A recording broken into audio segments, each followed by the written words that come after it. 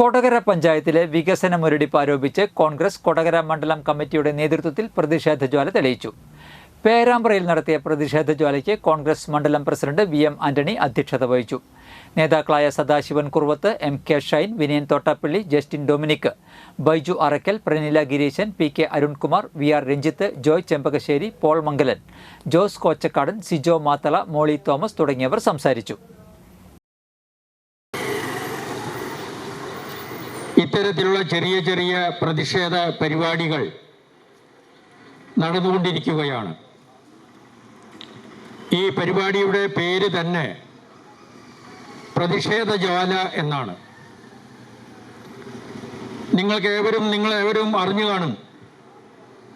കഴിഞ്ഞ 2 ആഴ്ച മുമ്പ് കൊടകര പഞ്ചായത്ത് പ്രസിഡന്റിന്റെ നേതൃത്വത്തിൽ കൊടകര പഞ്ചായത്തിലാകെ ഒരു പദയാത്ര നടത്തുകയുണ്ടായി, ഒരു കാൽനട ജാഥ. കൊടകര പഞ്ചായത്തിൽ കഴിഞ്ഞ 5 വർഷം നടത്തിയ വികസനം ജനങ്ങളോട് പറഞ്ഞ്